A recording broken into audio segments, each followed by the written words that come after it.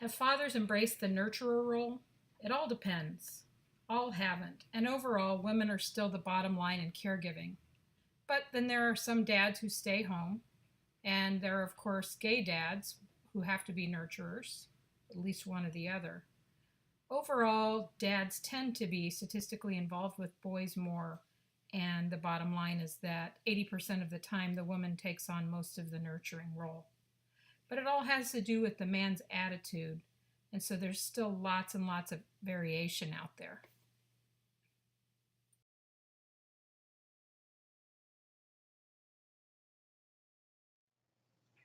Women tend to have more of a boundary-less career than men do.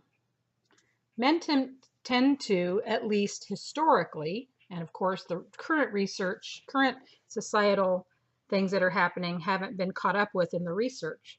But in general, women have had more erratic, less continuous career paths, while men have tended to have like one career and stuck with it. For example, my husband has been teaching at CMU for 29 years and was teaching at another university for 8 years before that. He's been in the same career. Where myself, I have, sorry about that bang, something fell off of my wall up there. For myself, I have had several careers. I have been a school psychologist, I have been a counselor, I have been a project director, I have been a grant writer. I think I talked about this in the last PowerPoint. But anyway, because of that, I've had to take these off ramps to provide care for my children, especially my child with disabilities.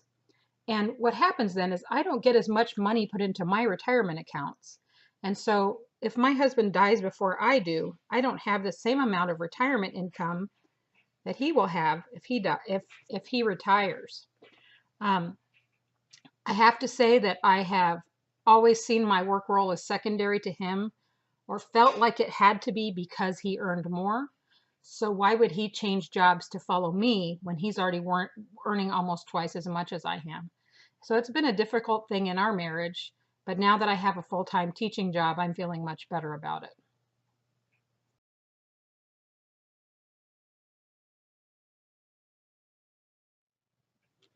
According to Holland, in order to find the most fulfilling career for yourself, the important thing is to match your career to your personality type.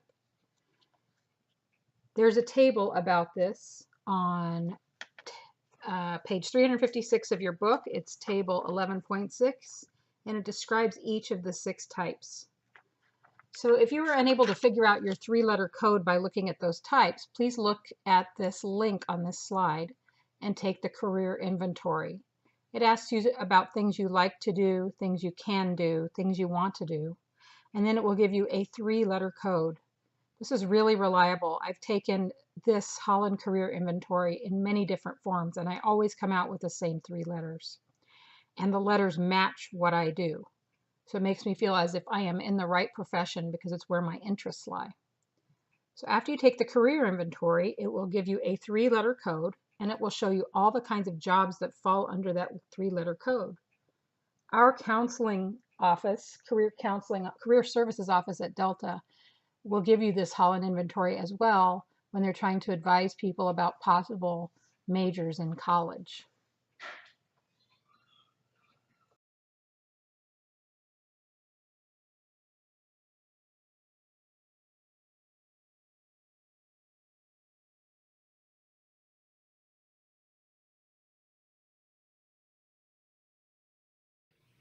What is a redemption sequence?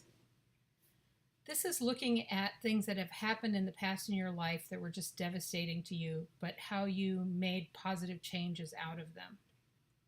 I have a couple of really good examples. For example, I had dropped out of college and was just kind of messing around and not doing anything productive when I got pregnant unexpectedly. This pregnancy made me look at things differently and think about the child I was going to have. And if my self esteem was low and I wasn't going to take care of myself, I was darn sure going to take care of this child.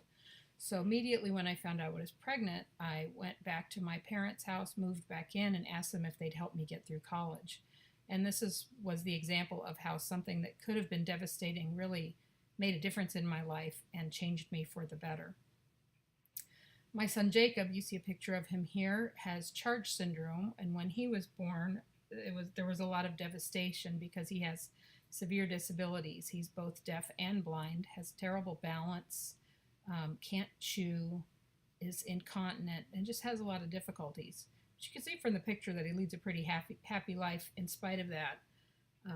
But Jacob's birth, although it was really, really difficult, especially for the first 5 years because of all of the health issues, has made such a positive change in my life in terms of all the people I've met, the things I've learned about the human body, the presentations I get to make going out of the country about Charge syndrome which is what he has. And it's just been a really good thing. And in fact, I see Jacob as a very positive influence on my life and no longer see it as devastation. So this is an example of redemption sequence. Intrinsic rewards can be really important when you're studying or when you're in a work environment that gives you everything you need financially. You really want your work to be fulfilling. You really want to be doing something that you're enjoying. Just like with the Holland's personality things, if you went into a career that did not fit your personality traits, you could really hate it. So you want work that is fulfilling in itself. However, sometimes you got to do the work for the money. So when you're beginning a family, sometimes people are pressured to make more money to support the family. And sometimes you got to do the work you don't like doing just to keep your job. For instance, in my job, I just absolutely love to teach. And fortunately, that's 80% of what I do. But I also have to be on committees and go to a lot of meetings. And I really don't enjoy that as much as teaching my students. But I do it to keep my job security. So job security and salary are important for survival. But if you have those, it's really nice to be able to work for those intrinsic rewards.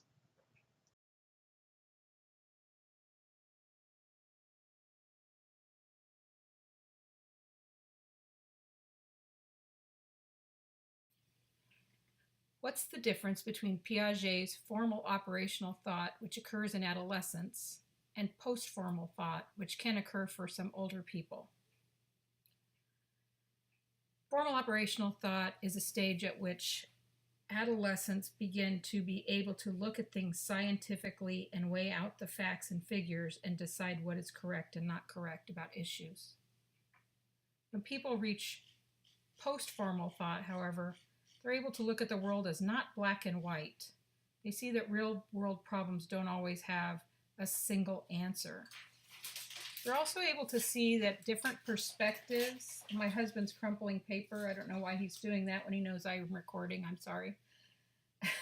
Now he's frowning at me.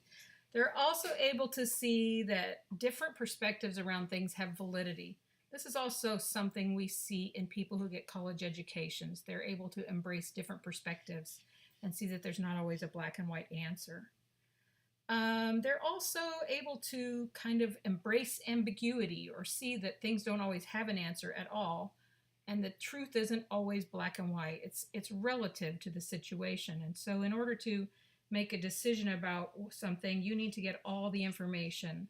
And people with post-formal thought, often when they get to that place where they're weighing all the information, if things seem equal, they will go with their gut feelings on top of all of that. They really also like to be question askers, like to creatively think about the world in different ways. So those are the differences. And does everybody reach this? Someone asked. No, everybody doesn't reach post-formal thought, but it seems to come with education, age, and experience. But if you look at the chart on page 375, you'll see that the blue dots indicate that some people have it earlier, but a lot of people over the age of 65 have it, but some still do not. So it's an interesting way of looking at these two things. Intelligence is defined in so many different ways. I used to teach a class on intelligence and IQ testing, and it took all semester to go through all the different intelligence theories. One theory is that of crystallized versus fluid intelligence. Crystallized intelligence is just what it sounds like. It's the hard knowledge that you've got in your brain. It's crystallized into your brain. You remember words, you remember math facts, you remember the knowledge of your field, and it still stays relatively stable. You don't lose much of this unless you have some sort of dementia. And as you get older, as you get into your 50s and 60s, the knowledge of your field even increases. Fluid intelligence tends to go down as we age. Fluid intelligence has to do with how well can you solve problems? How well can you multitask? How well can you think of a solution to a problem? And people can do this at really fast rates, even up into their 50s and 60s, but it does tend to be slower at those ages. So crystallized intelligence stays the same or increases. Fluid intelligence begins to go down with age. Researchers who conducted the Seattle longitudinal study came upon some more information about this. They measured crystallized and fluid intelligence changes over time. Do you remember the cross-sequential method? Following many people over time and at different ages, and this gets rid of the cohort effect. We looked at longitudinal studies. They get too much of a cohort effect. Cross-sectional research is biased toward older people who are taking the test because they haven't had IQ tests before, maybe. So doing the cross-sequential method really helps to get some answers. Let's see what they found. The most recent nationalized study was conducted by Hartshorn and Germain, and they looked at peak ages of cognitive functioning. One of the most unique things about their study is that they did it over the internet, and it had almost 50,000 participants. That's a pretty darn good sample. They gave standardized IQ and memory tests through the internet, and they found a lot of really different nuances than were found in the Seattle longitudinal study. They found that some abilities peak and then begin to decline around high school graduation. Some abilities do really well in early adulthood and then decline in your 30s. Others don't peak until you get to your 40s. Sorry, there's my clock again. The peak for vocabulary is the interesting thing. It keeps getting later and higher over the last couple generations. So doesn't it make sense to you that the longer you live, the more vocabulary you learn? And they say that this might be related to the Flynn effect. You tend to score higher on older IQ tests. Flynn found many years ago that we needed to keep revising intelligence tests because people a generation later would score higher than the earlier generation on IQ tests, meaning we're basically getting smarter and smarter and smarter. So it might be the fact that we're taking IQ tests when we're older, and the IQ tests themselves are older and aging, and therefore we're doing better because of the Flynn effect. But it also makes sense, at least personally to me, the vocabulary is getting higher as you get older and you read more and you talk more. Now, this was a famous study that was all over the press last fall. Very exciting to me because this was conducted by my stepson, Josh Hartshorn.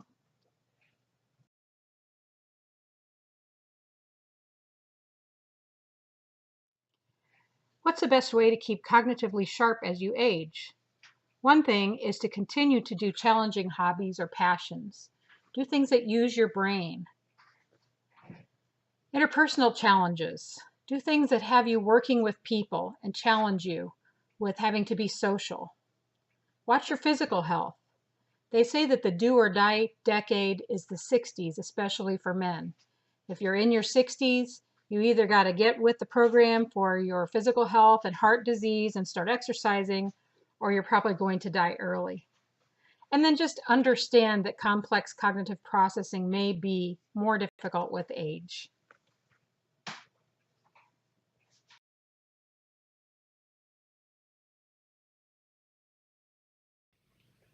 What is Baltes' three-part strategy? It's called selective optimization with compensation, which sounds like two parts, but really it's three parts. First, as you get older, you cannot maybe keep doing the things you've always done. So you selectively focus on what is most important to you and maybe let go of some less important activities. Then when you're working on those activities, you want to optimize your performance, do the very best at these you can, put all your energy into that. And third, compensate by relying on external aids. Some people may use wheelchairs, some people may have someone drive them, some people may use a cane, hearing aids, all of these kinds of things. So this is a good strategy to help you stay involved and active while you're aging. You got to let go of some of those things that aren't important. You got to try your best at the things that are, and let yourself rely on things that will help you perform these things.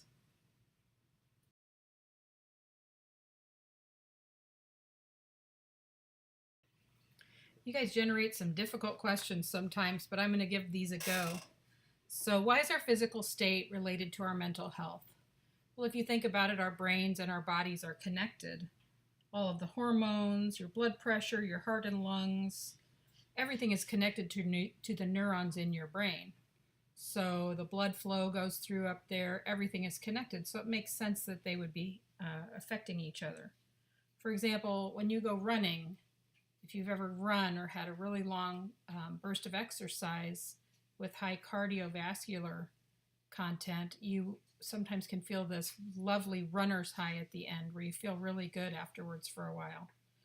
That is your body releasing endorphins in your brain, which are pain relievers. So you're literally feeling no pain while you're on this runner's high. This is the reason why people can play a game of like soccer or something and roll their ankle but get up and keep playing, because the endorphins that are released through all of the running that they're doing in the soccer makes the pain not show up to them, so that later on in the day, after they've played on a sprained ankle all day, they may be in a lot of pain. That's just one example. Why doesn't money earned at a full-time job support families without a struggle? Well, this is a huge economic and political question that I don't have the expertise to answer, but I will say that the economy in the U.S., the U.S. policies, minimum wage is too low, in my opinion. We don't have universal health care. All of these things contribute to people being in poverty when trying to raise a family. It's really interesting how people get out of college and get a job and want to have that American dream, only to discover a lot of the time that it's not available to them because our economy seems to be unfair to different sectors. And that's as far as I can go with that without getting political. Do men stop having sex as often when they get older like women do? I think this is quite variable. There are a lot of couples who have sex well into their old age, together or apart. They may see the need to have sex a little differently. There are obviously medications, pills to help with erectile dysfunction. There are gels to help women with lubrication issues. So definitely it can happen.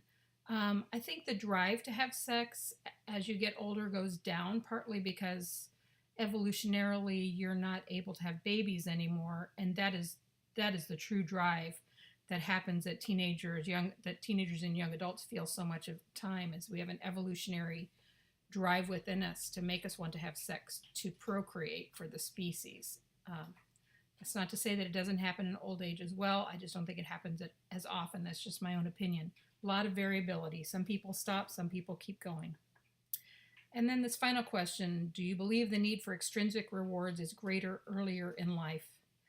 I think that that's true by necessity, that when you're earlier in your life, you need to make the money to be able to take care of yourself. So if you're not making enough money, you need to have extrinsic rewards. You need to get that money to help you pay your rent and pay for all the things you need to pay for. As you get older, as you are able to take care of yourself and things are in financially good shape, you can start looking more for intrinsic rewards in what you're doing. It's kind of a freedom that allows you to do if you're in economically good shape. So I hope I helped answer some of these questions.